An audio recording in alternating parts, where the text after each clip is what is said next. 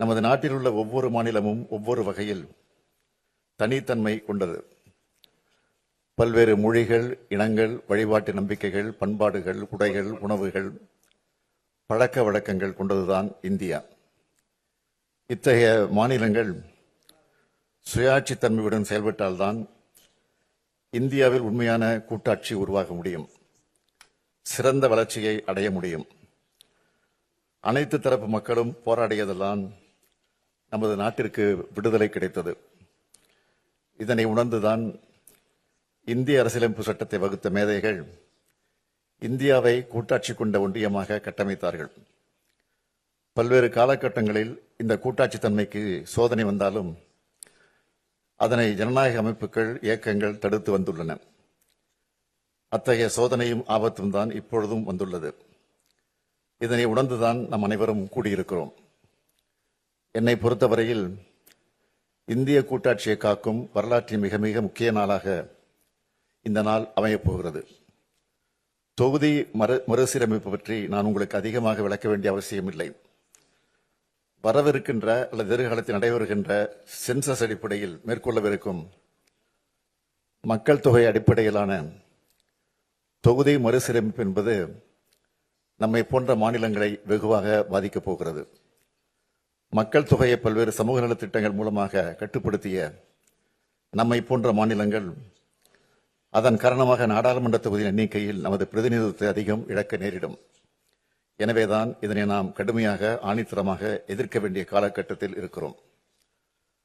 தற்போதைய மக்கள் தொகை அடிப்படையில் தொகுதி மறுசீரமைப்பை ஏற்றுக்கொள்ள முடியாது என்பதில் நாம் அனைவரும் உறுதியாக இருக்க வேண்டும். மக்கள் பிரதிநிதிகளின் எண்ணிக்கை குறைவதன் மூலமாக நமது எண்ணங்களை சொல்வதற்கான வலிமை குறைகிறது. இந்த ஆண்டு காலமாக மணிப்பூர் மாநிலம் பற்றி எரிகிறது. 2 ஆண்டு காலமாக மணிப்பூர் மாநிலம் பற்றி எரிகிறது.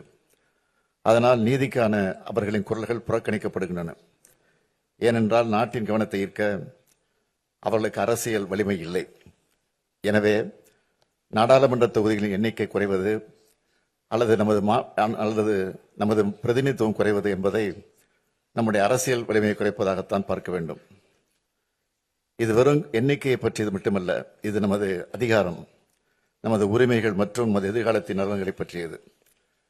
பிரதிநிதித்துவம் குறைந்து வருவதால் நமது மாநிலங்கள் நமக்கு தேவையான நிதியை பெறுவதற்கு கூட போராட வேண்டி வரும். நமது விருப்பமில்லாமல் நமக்கான சட்டங்கள் வடிவமைக்கப்படும். நமது மக்களை பாதிக்கும் முடிவுகள் நம்மை அறியாதவர்களால் எடுக்கப்படும். பெண்கள் அதிகாரம் அடைவதில் பின்னடைவுகளை சந்திப்பார்கள். மாணவர்கள் முக்கிய வாய்ப்புகளை இழப்பார்கள். உழவர்கள் ஆதரவின்றி பின்தங்குவார்கள். நமது பண்பாடு, அடையாளம் மற்றும் முன்னேற்றம் ஆபத்தை சந்திக்கும். காலங்காலமாக நாம் போற்றி பாதுகாத்து வரும் சமூக நீதி பாதிக்கப்படும். குறிப்பாக பட்டியலின பழங்குடி மக்கள் அதிகம் பாதிக்கப்படுவார்கள். நம் சொந்த நாட்டில் நாமே அரசியல் அதிகாரம் இழந்த குடிமக்களாக மாறும் அபாயம் ஏற்படும். எனவேதான் தொகுதி மறுசீரமைப்பு விவகாரத்தை சாதாரணமாக கருதக்கூடாது என்று சொல்கிறேன். இன்னொன்றை நான் தெளிவாக சொல்கிறேன். ஜனநாயக பிரதிநிதித்துவத்தை வலுப்படுத்தும் எந்த ஒரு நடவடிக்கையும் நாம் எதிர்க்கவில்லை. ஆனால் அந்த நடவடிக்கையானது நியாயமான அரசியல் பிரதிநிதித்துவத்தை பாதிக்கக்கூடாது என்றுதான் சொல்கிறோம். இந்த போராட்டம் மறுசீரமைப்புக்கு எதிரானதல்ல. இந்த போராட்டம் நியாயமான தொகுதி மறுசீரமைப்பு வலியுறுத்துகிறது என்பதை அனைவரும் ஏற்றுக்கொள்வீர்கள் என்று நினைக்கிறேன். இது நமது அரசியல் பிரதிநிதித்துவத்திற்கு நேரடி அடியாகும் என்று சொன்னேன். மறுநாளை கோயம்புத்தூரில் ஒன்றிய உள்துறை அமைச்சர் அமித்ஷா அவர்கள் ஒரு நிகழ்ச்சியில் பங்கெடுத்து உரையாற்றும் போது தமிழ்நாடு மற்றும் பிற தென் மாநிலங்கள் விகிதாச்சார அடிப்படையில் நாடாளுமன்ற இடங்களை இழக்காது என்று கூறினார். உள்துறை அமைச்சரின் விளக்கம் தெளிவாக இல்லை, குழப்பமாகத்தான் இருந்தது. 2023ஆம் ஆண்டு தெலுங்கானா மாநிலத்தில் பரப்புரை செய்ய வந்த பிரதமர் மோடி அவர்கள் சாதிவாரி கணக்கெடுப்பு நடத்தி மக்கள் தொகை அடிப்படையில் சமூகங்களுக்கு பிரதிநிதித்துவம் வழங்க வேண்டும் என காங்கிரஸ் கட்சி சொல்கிறது. அடுத்ததாக தொகுதி மறுவரை நடக்க உள்ளது. காங்கிரஸ் கட்சி சொல்வதைப் போல மக்கள் தொகை அடிப்படையில் மக்களவை தொகுதியில் மறுவரை செய்யப்பட்டால் தென் மாநிலங்கள் 100 தொகுதிகளை இழக்க நேரிடும். தென்னிந்திய மக்கள் இதனை ஏற்பார்களா என்று கேட்டார் பிரதமர்.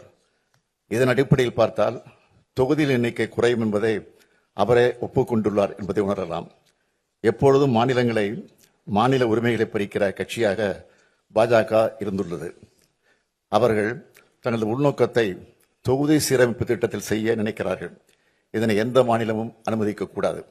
இந்த அச்சுறுத்தலை உணர்ந்து முன் எப்போதும் இல்லாத ஒற்றுமையுடன் தமிழ்நாடு செயல்பட்டு வருகிறது. இதே போன்ற ஒற்றுமையை இந்த அரங்கில் உள்ள அனைத்து மாநிலங்களும் காட்ட வேண்டும் என்று கேட்டுக்கொள்கிறேன்.